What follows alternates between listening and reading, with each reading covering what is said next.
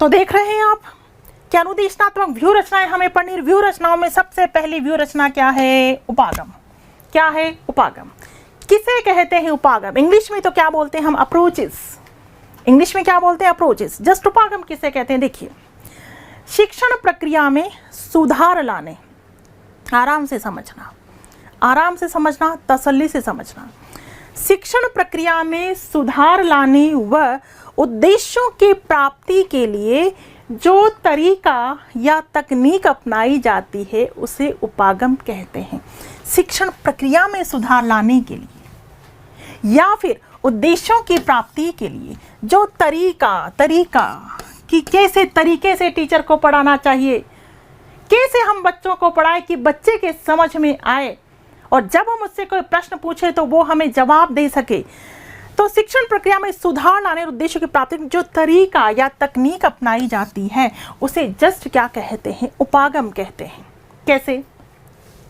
किसी भी पाठ्य वस्तु को शिक्षक विचारहीन स्थिति से लेकर विचारपूर्ण स्थिति तक 3 स्तरों में प्रस्तुत करता है। विचारहीन से विचारपूर्ण। समझिए, किसी भी कंटेंट को लेकर क्या विचारहीन है, आपको नहीं पता कि क्या आता है यूनिट नंबर 5 में और यूनिट नंबर 6 में। मान लीजिए आपको पता नहीं था यूनिट नंबर 5 में क्या आता है, विचारहीन थे आप।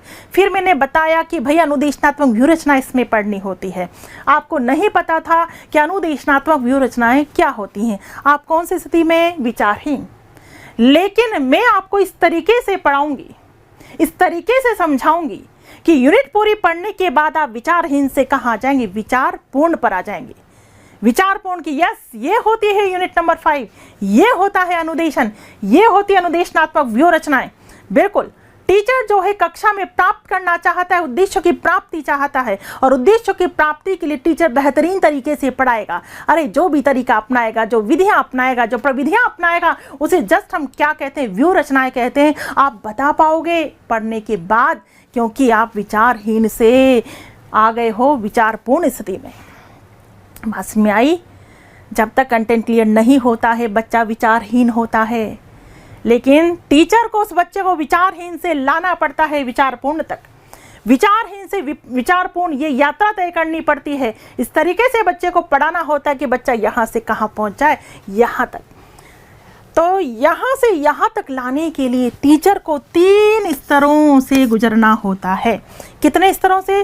3 स्तर। तो इस प्रकार शिक्षण के स्तरों अथवा उपागमों को कितने भागों में बांटा है? 3 भागों में। बात क्लियर है बेटा? उपागम पढ़ रहे हैं। उपागम किसे कहते हैं? शिक्षण प्रक्रिया में सुधार लाने के लिए या उद्देश्यों की प्राप्ति के लिए जो भी तरीका या जो भी तकनीक अपनाई जाती है उसे जस्ट क्या कहते हैं? उपागम कहते हैं। तरीका, जैसे टीचर जो है बच्चों को विचारहीन से विचारपूर्ण तक लाना चाहता है।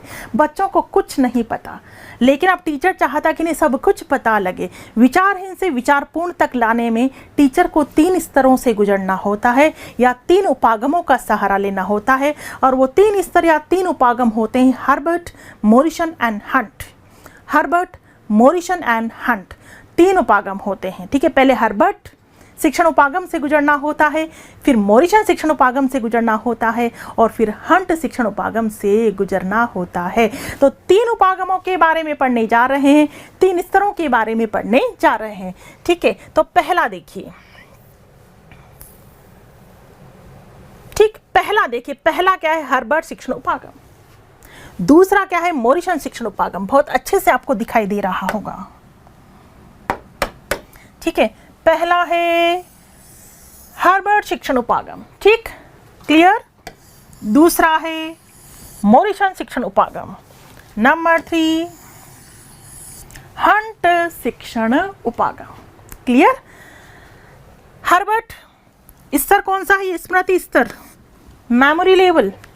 मोरिसन बोध स्तर और हंट चिंतन स्तर। हंट क्या है? चिंतन स्तर। कैसे? देखिए, सबसे पहले हर्बर्ट शिक्षण उपागम से हम गुजरते हैं। हर्बर्ट शिक्षण उपागम में सिंपली बच्चों को स्मरण करवाया जाता है। जैसे मैं आपसे कहूँ कि बताओ बच्चों उपागम कितने होते हैं, तो आप कहेंगे 3। बताओ कौन कौन से होते हैं, आप कहेंगे हर्बर्ट शिक्षण उपागम, मोरिसन शिक्षण उपागम और हंट शिक्षण उपागम। बस याद कर लिया आपने सिंपली। अभी आपको ये नहीं पता कि एग्जैक्टली हर्बर्ट में होता क्या है, एग्जैक्टली मॉरिशन में होता क्या है, एग्जैक्टली हंट में होता क्या है, ये नहीं पता। जस्ट आपको क्या करवा दिया, स्मृति स्तर। फिर आपको पूरा बताया जाएगा कि हर्बर्ट शिक्षण उपागम में ये होता है, मॉरिशन में ये होता है, हंट में ये होता है, यानी क्या करवाया जाएगा, बोध करवाया जाएगा। और जब आप बोध कर लेंगे तब आपके चिंतन लेवल का पता लगाया जाएगा, चिंतन स्तर का पता लगाया जाएगा। फिर आपसे बड़े बड़े निबंधात्मक प्रश्न भी पूछे जाएंगे कि बताओ, एक्सप्लेन करो इस चीज़ को, ये चीज़ क्या होती है। तो अभी सिंपली ध्यान रखें, 3 उपागम आपको ध्यान रखने, Herbart, Morrison and Hunt. Herbart स्मृति स्तर, मॉरिशन बोध स्तर, हंट चिंतन स्तर। ये है प्राथमिक अवस्था, मॉरिशन द्वितीयक अवस्था और हंट तृतीय अवस्था। क्लियर। हर्बर्ट में बच्चा विचारहीन स्थिति में होता है और मॉरिशन में जब बच्चे को बोध करवा दिया जाता है तो बच्चा विचार युक्त स्थिति में आ जाता है। और हंट शिक्षण में अति विचार युक्त हो जाता है, अति विचार युक्त स्थिति में आ जाता है। बच्चा बड़े बड़े प्रश्नों के जवाब भी दे सकता है, बच्चा व्याख्या कर सकता है यहाँ पर। क्लियर। हर्बर्ट शिक्षण उपागम ज्ञानात्मक पक्ष केवल यहाँ स्मरण करवाया जाता है, ये बोधात्मक पक्ष है, जबकि यहाँ बच्चा विश्लेषणात्मक विश्लेषण कर सकता है, क्या सही है क्या गलत, ठीक है, विश्लेषण पूरी तरह से कर सकता है। यहाँ तथ्यों को याद करता है, यहाँ बच्चा व्याख्या भी कर सकता है। ये स्तर चिंतन से परिपूर्ण होता है।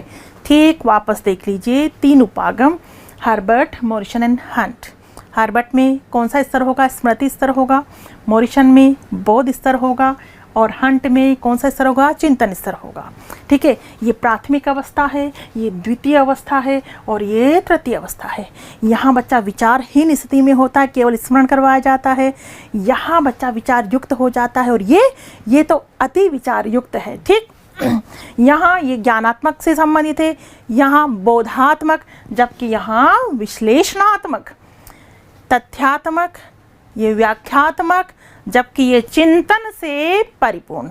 इस तरह से आपको 3 स्तर ध्यान रखने हैं। तो देखो, पहले शिक्षक हर्बर्ट शिक्षण उपागम से गुजरता है, यानी शिक्षक क्या कराता है, बच्चों को तथ्यों का ज्ञान कराता है, बच्चे उन तथ्यों को स्मरण कर लेते हैं।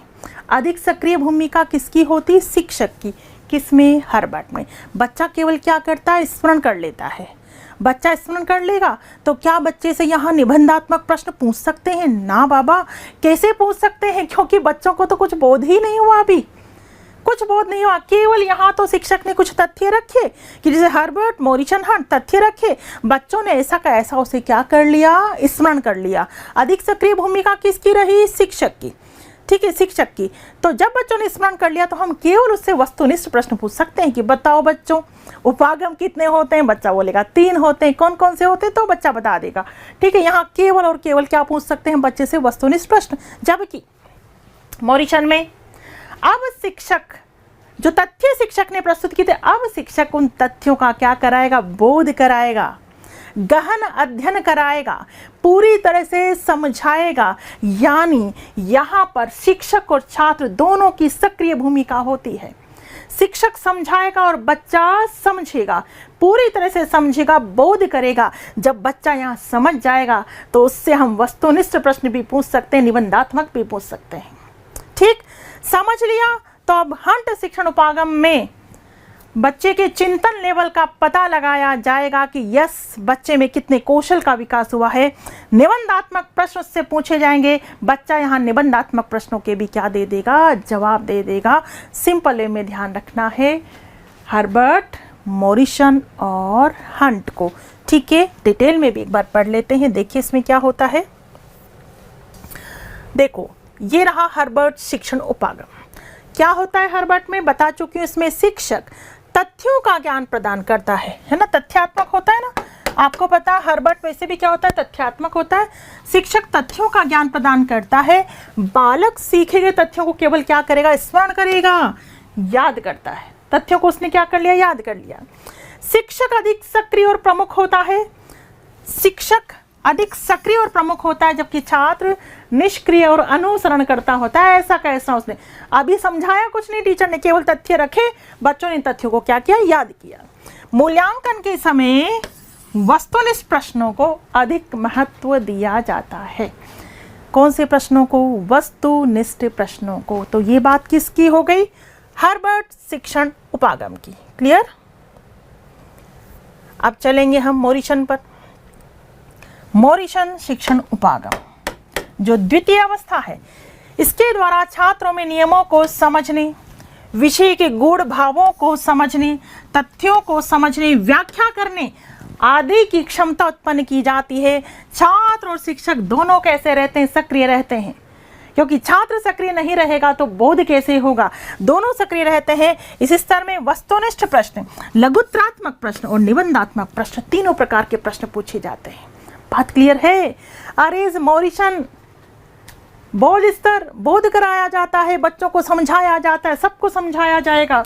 ठीक है, गूढ़ भाव समझाए जाएंगे, तथ्य, व्याख्या, सब कुछ पूरी तरह समझाया जाएगा। शिक्षक और छात्र दोनों सक्रिय रहेंगे और बच्चे से वस्तुनिष्ठ प्रश्न, लघुत्रात्मक प्रश्न और निबंधात्मक प्रश्नों का इसमें क्या होता है? समावेश होता है। क्लियर? तीसरा क्या है? तीसरा क्या है?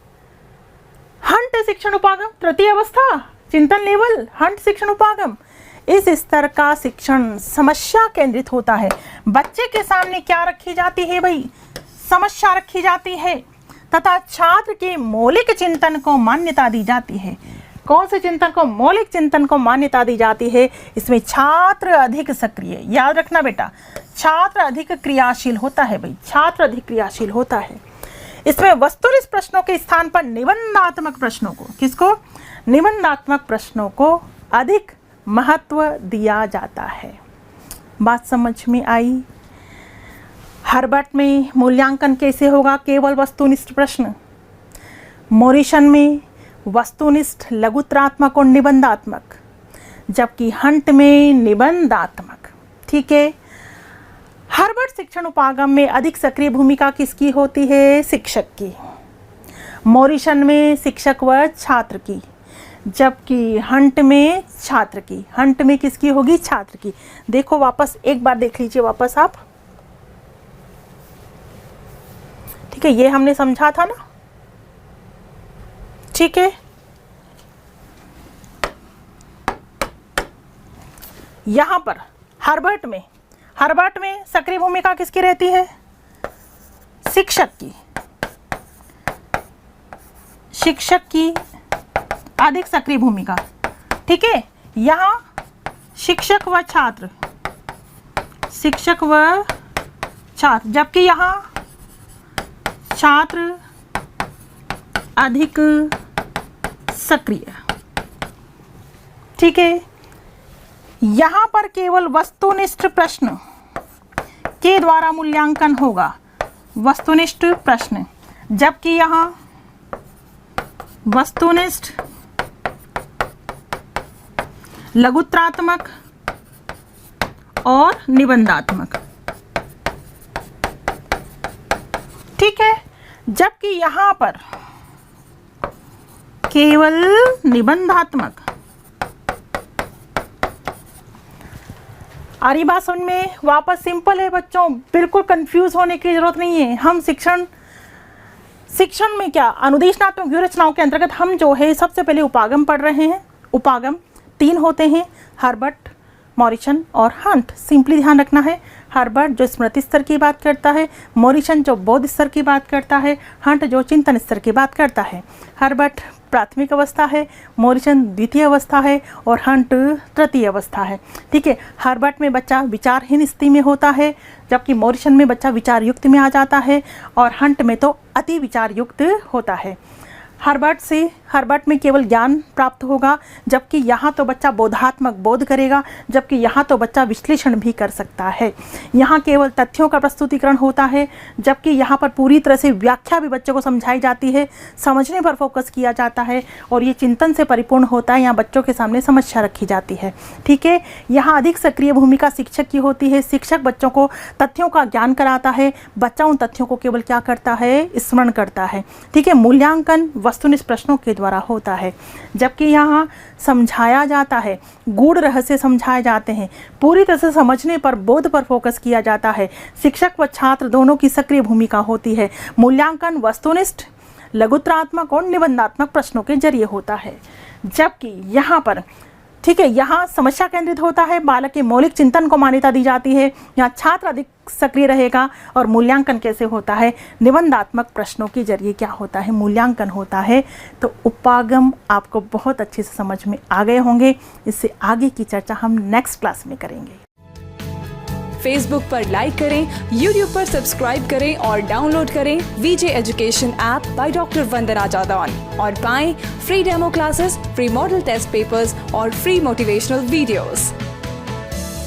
For more information call us on 9587 305 306।